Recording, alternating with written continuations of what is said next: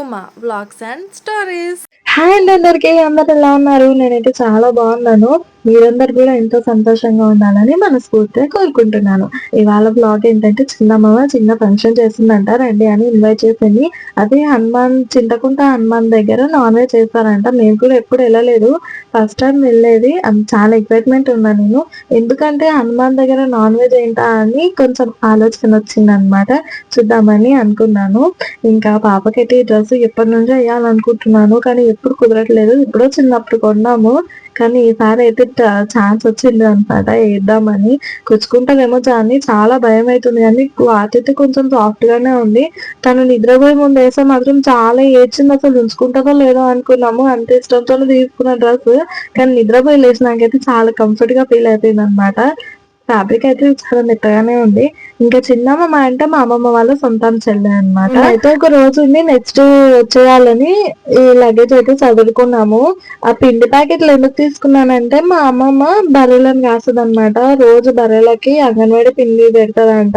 ఇంకా మా ఇంట్లో పిల్లలకి అయితే ఇట్లా పాలకు సంబంధించింది అయితే పడదు కదా, అంటే అందులో పాల పొడి వేసి చేస్తారు కదా, అది కూడా మా పిల్లలకి అస్సలు ఉంటదు. ఇంకా అందుకే బర్రెలకైనా పెడతారు కదా అన్నట్టుగా తీసుకున్నాము. ఇక బయటికి వెళ్తున్నాం అంటే ఖచ్చితంగా ఫస్ట్ గుర్తుకొచ్చేది నాకు మాత్రం గ్యాస్ ఒక్కటే. గ్యాస్ అయితే ఖచ్చితంగా బంద్ చేసి వెళ్తాను. ఇంకా మా వాళ్ళు వస్తే ఎక్కడ దిగుతారో మొత్తం లగేజ్ చూస్తే అని చెప్పేసి మా అమ్మమ్మ వాళ్ళు రాకముందే డిక్కీలో పెట్టించేసింది. ఇంకా వాళ్ళు అరుస్తారు కదా అండి, ఇంకా వీళ్ళైతే అందరూ ఇంతే కదా, ఇంత లగేజ్ ఒక్క రోజు ఉండేదానికని తిడతారు అని చెప్పేసి అట్లా ఇంటి ముందు 3 బండ్లు చూస్తే భలే హ్యాపీ అనిపించింది అసలుకి. ఇంకా వెళ్లే ముందు అయితే ఫస్ట్ అన్ని డోర్లు ఓపెన్ చేసి పెట్టేస్తాను నేను. కార్లో పోతే నాకైతే అస్సలు పడదు, అంటే చాలా వామిటింగ్ అయిపోతుంది. ఇంతకుముందు చాలా ఇదైపోతుంది అట్లా వామిటింగ్, కానీ ఇప్పుడు బాగా అలవాటు అయిపోయింది కార్లో. కాకపోతే అప్పుడప్పుడు తిని వెళ్తే మాత్రం కొంచెం భయంతోనే వెళ్తాను. మాకు వామిటింగ్ అయ్యేదేమో కానీ డ్రైవింగ్ చేసే వాళ్ళకి చాలా రిస్క్ అనిపిస్తుంది. ఉండి ఉండి ఊరికే ఆపుతుంటే వాళ్ళకి కోపం వస్తుంటది కదా డ్రైవింగ్ లో. ఇంకా మేమైతే ఫాస్ట్ గా రెడీ అయ్యి మేము టైం పాస్ చేస్తుంటే ఇంత తొందర రెడీ అయినందుకు మా వాళ్ళు మాత్రం చాలా లేట్ వచ్చేసింది అసలుకి. ఇంతసేపు చాలా టైం వేస్ట్ చేసేసినాం అసలు. అక్కడికి ఫాస్ట్ గా వెళ్ళినా అమ్మమ్మతోనే టైం స్పెండ్ చేసినట్టుగా ఉంటుండే.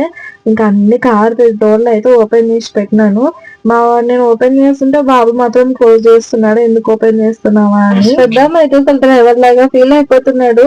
ఉండి ఉండి కావాలని ఊరికే అసలు డిక్కీ ఓపెన్ చేస్తున్నాడు. వాడికి తెలియదు కదా అది ఇది అని చెప్పేసి ఇంకా ఊరికే అదొకటి ఇదొకటి క్లిక్ చేసుకుంటా ఉన్నాడు.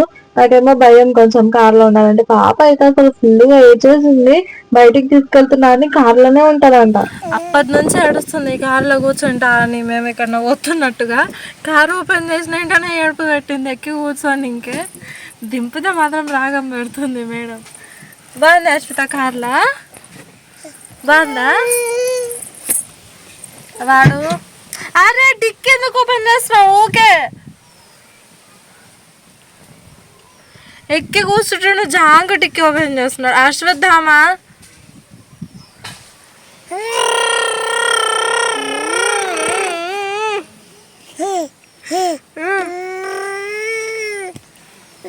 ఇంకా మా వాళ్ళైతే మేము రెడీ అయినా 2-3 గంటలకు వచ్చింది అనమాట. మేమైతే లేట్ గా రెడీ అయినప్పుడు ఫాస్ట్ గా వచ్చి ఇంట్లో ఉంటారు, ఫాస్ట్ గా రెడీ అయినప్పుడేమో వాళ్ళు 2-3 గంటలు లేట్ చేస్తారు.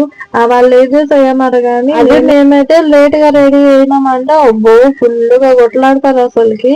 అశ్వత్థామకి వెళ్తుంటే అక్కడ బర్రెలు అవన్నీ కనిపిస్తుంటే భలే హ్యాపీ అనిపిస్తుంది. రోజు ఇంటికాడుని చూసేదే గాని అటు బయటికి వెళ్ళినప్పుడు కనిపిస్తుంటే అమ్మ బయట కూడా ఉన్నాయా అన్నట్టుగా అనుకుంటున్నాడు. వరకు అయితే మన వీడియోస్ 150 సబ్స్క్రైబర్స్ క్రాస్ అయిపోయినాయి. నాకైతే చాలా హ్యాపీగా ఉంది.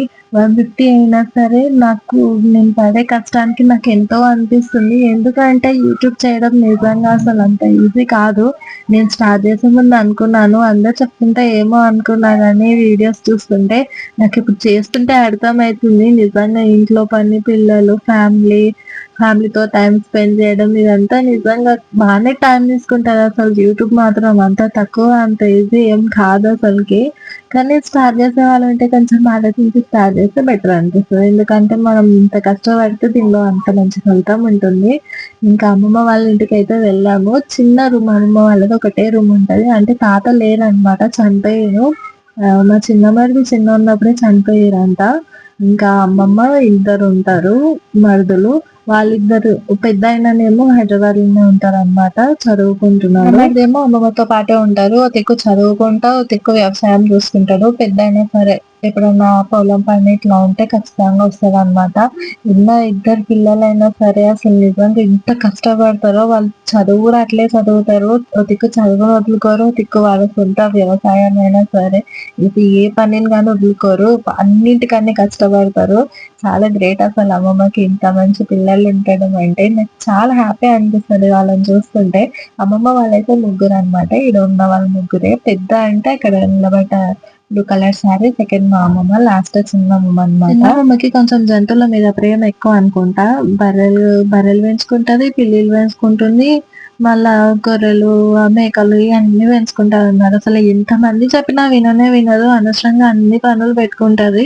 ఇవే అన్నమాట, మేకలు, గొర్రెలు అన్ని పెంచుకుంటది. ఇవన్నీ ఏమో గాని మళ్ళా పిల్లిని ఎందుకు పెంచుకుందో అర్థం కాలేదు. మళ్ళా దానికో 4 పిల్లలు పుట్టినాయి. అసలు ఎంత చెప్పినా విననే వినదు మా అమ్మ. ఇంకంతే కదా, కొందరికి జంతువుల మీద ప్రేమ బాగా పిచ్చిగా ఉంటది. ఇదే అన్నమాట అమ్మమ్మ వాళ్ళ ఇల్లు. ఒక రూము, ఇంకా బయట మొత్తం ఇట్లా స్పేస్ ఉంటది. మేము వెళ్ళి స్టే చేయడం అంటే మా మ్యారేజ్ అయినప్పటి నుంచి ఇదే ఫస్ట్ టైం. మా వాళ్ళైనా సరే ఇదే ఫస్ట్ టైం అంట. ఇంక ఇంటి దగ్గర నుంచి మేమే పాలు తీసుకెళ్ళినాము. ఇంట్లో 2 లీటర్స్ ఉండే. ఇంకా ఎందుకు ఇంట్లో ఉంటే వేస్ట్ అవుతాయి 2 రోజులకి, మళ్ళా అనవసరంగా ఖరాబ్ అయిపోతాయి అన్నట్టుగా మేము అమ్మమ్మ దగ్గరికి తీసుకెళ్ళినాము. అట్లే చుట్టాలు కూడా వస్తారు కదా, సరిపెట్టుకోవచ్చు అన్నట్టుగా.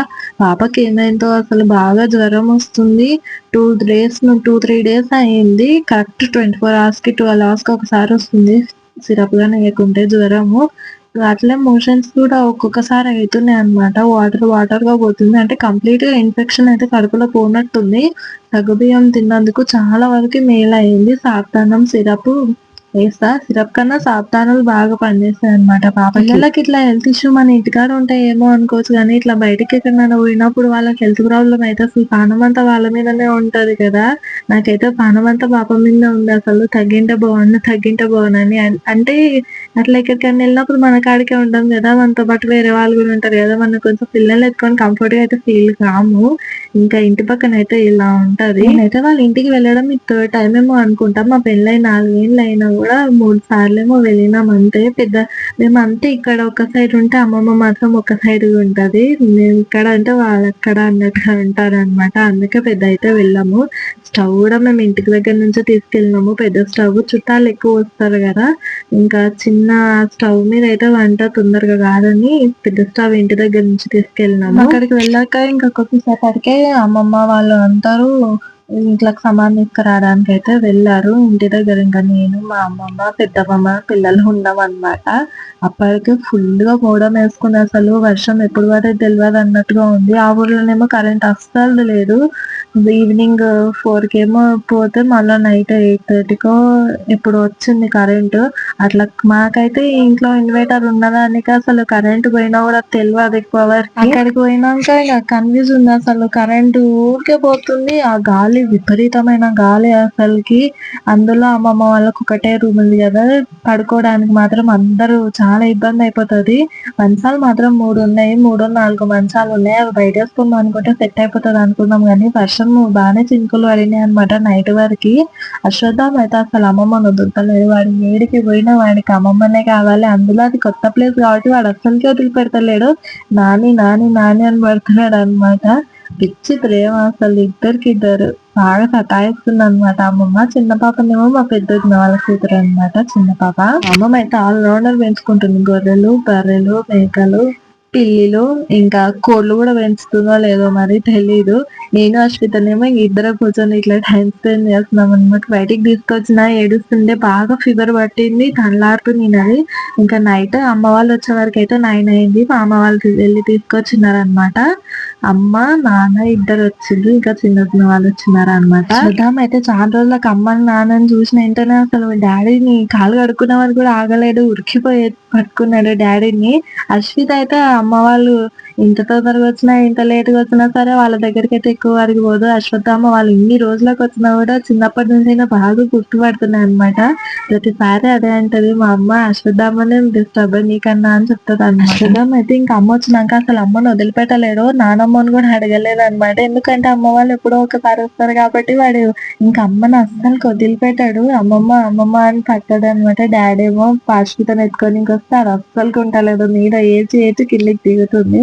ఆమె ఎట్లా అంటే వీళ్ళు నా దగ్గర నుంచి వెళ్తుంటే అప్పుడు అలవాటు అవుతుంది అనమాట. ఇంక ఇంతేనండి వీడియో. సెకండ్ డే గురించి ఎట్లా అయిందో నెక్స్ట్ బ్లాగ్ లో చెప్తాను. బాయ్.